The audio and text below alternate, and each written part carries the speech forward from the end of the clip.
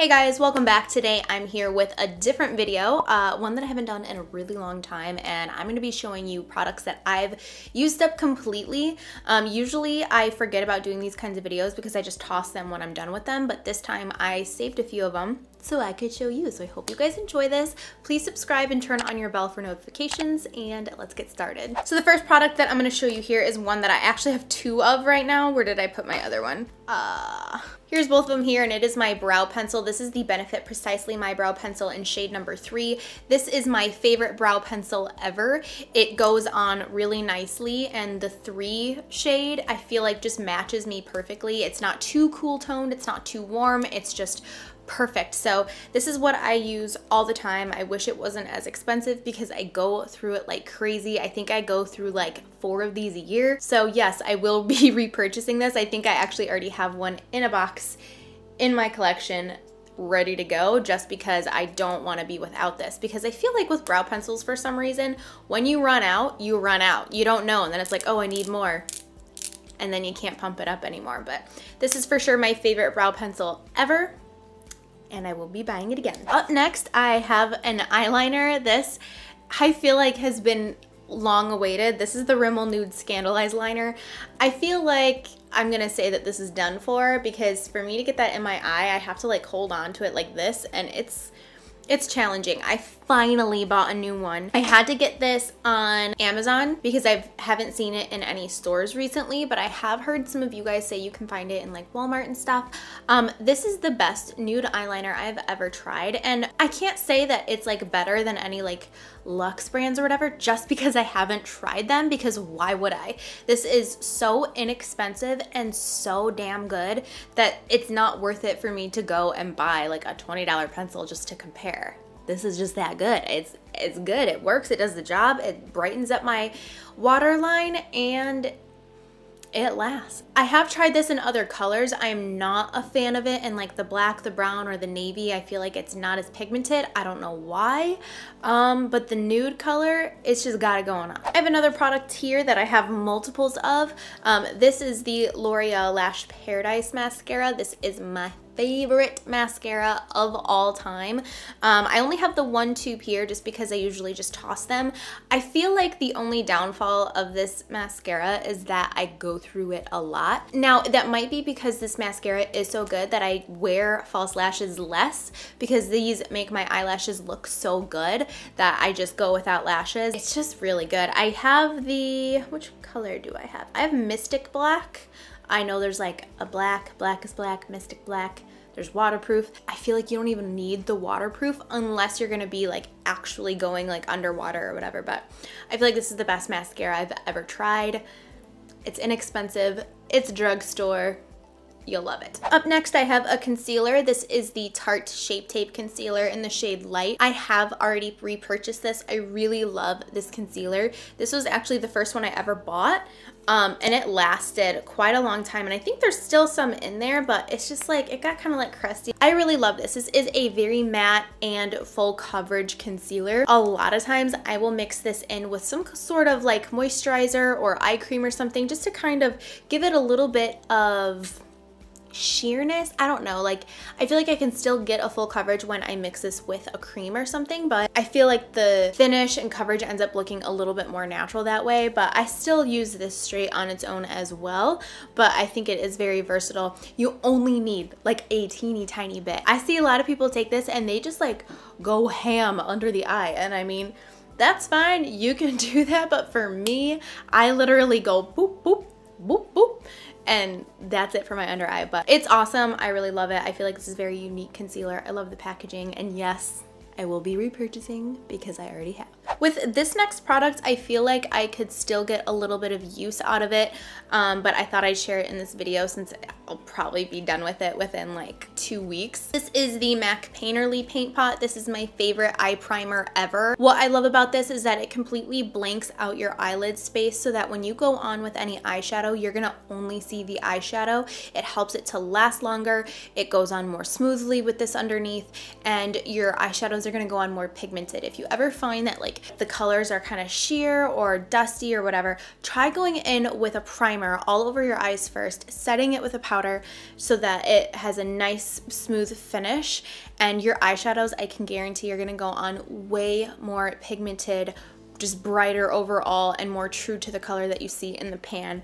But this one is my personal favorite. If you're going for more of a natural look, you might not like this because this is going to completely blank out everything. It's basically like a concealer for your eyes, but I like that. I don't use this when I'm like not wearing a lot of makeup just because I usually don't do eyeshadow when I'm not wearing a lot of makeup, but when I do any sort of eyeshadow look, this is my primer that I use. I'm obsessed with it. I go through one of these a year, and it's perfect timing because it's fall. I always buy one every fall, so kind of weird. It's always like September, October when I buy one. All right, so up next I have the NARS Radiant Creamy Concealer. This is a concealer that I feel like everybody raves about, but I think I might be the only one that doesn't like it. I feel like, I don't know. I don't know. I just feel like it doesn't do anything special for me. I don't get the hype. I feel like, I don't know.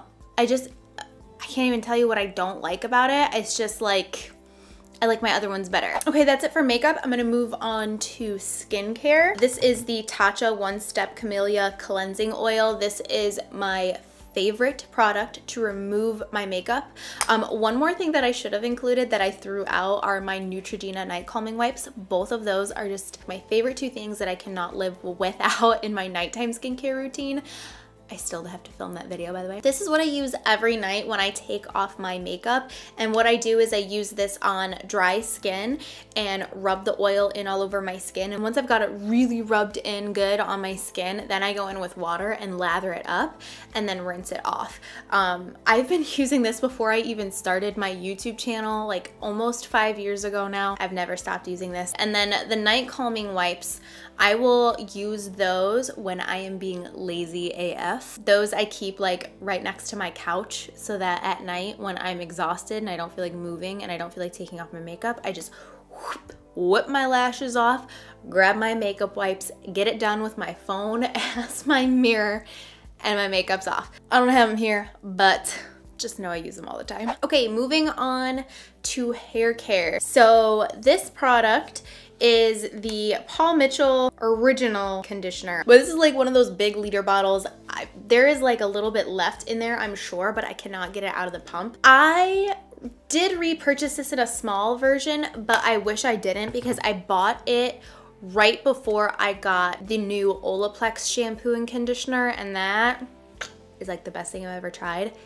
Stay tuned for my favorites video. I'll talk all about that. But yeah, I should probably return it because I haven't used it yet. It's just like a little smaller version of this. And the only reason I bought it is because I did enjoy this. I liked it a lot. It's just I found something better right after I repurchased it. Next, I have another Paul Mitchell product, and I've actually run out of these twice, and I've already bought another one. This is the Paul Mitchell Strength Super Strong Liquid Treatment. I love this. This I feel like helps my hair so much. I have extremely damaged hair. I got it ruined last year, and then it's been a process to get it healthy.